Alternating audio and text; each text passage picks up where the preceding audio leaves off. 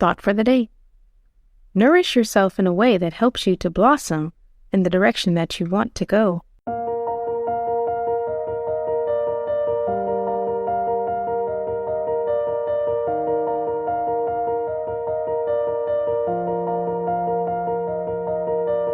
Welcome to 7 Minutes for Yourself.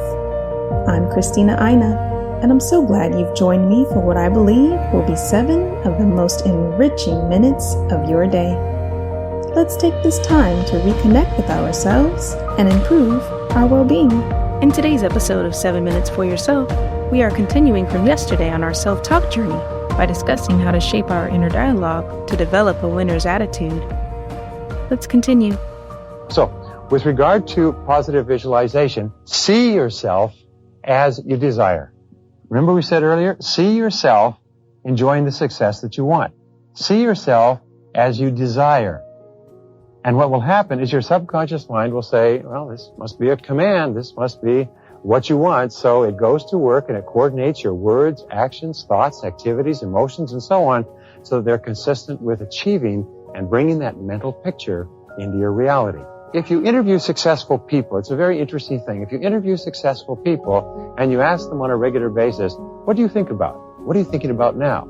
You'll find that successful people are always thinking constructive, positive, creative thoughts that help them to be more successful. And if you interview negative people who aren't doing very much with their lives, you ask them what are they thinking about? They're always thinking about negative, hurtful, destructive, angry, resentful, worried thoughts.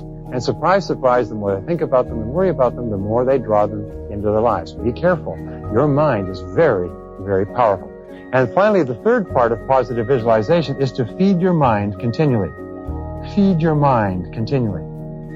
Feed your mind on a regular basis, the way you would feed your body with a special kind of foods. Feed your mind with pictures consistent with what you want. Just before you go to bed at night, visualize and see your ideal situation the coming day. See yourself performing at your best. See yourself living your ideal lifestyle. When you feed that picture into your mind just before you go to sleep, what happens is your subconscious and your superconscious goes to work on it all night long. Very, very powerful technique. One of the most powerful of all for success. Now, the next technique, number 3, is positive mental food. Just as we said, we're talking about mental food in a way, but just as we said before, that you become what you think about. If I were to say to you, oh, there's a remarkable discovery. Did you know that you become what you eat? That your food determines your physical health? If I were to say that to you, you'd say, oh, give me a break, Brian. Everybody knows you become what you eat. The problem is we just don't eat the things that we should. Positive mental food is exactly the same. You become what you think about most of the time. In other words, your whole life today, everything around you has been determined by what you think about most of the time. You've attracted this into your life. You've attracted your relationship. You've determined your income by what you think about most of the time. Now, if you think about positive, constructive, success-oriented, happy things, you start to have more of those in your life. If you think about movies and television and sports and wasting your time and socializing, well, you'll have a lot of those in your life, but you won't have anything else. Remember, whatever you think about most of the time crowds the other things out of your life. So, in becoming what you think about, what do you feed your mind on a regular basis? And this is not something that you are casual about. You must be very, very deliberate and feed your mind a diet of mental protein, of highly nutritious words, pictures, quotes, magazines, television, audio tapes, books, newspapers, and so on. The average person, when you look at what they read, the average person reads sensational, negativistic, violent garbage. In fact, they tried to publish a newspaper on several occasions that only had good news in it, and the newspaper failed. Do you know why it failed? It's because the great majority of people wouldn't buy a newspaper that did not have dreadful stories of dreadful things happening to innocent people. Your job is to ask yourself when you look at a book, is this going to help you in some way? Let me ask you a question.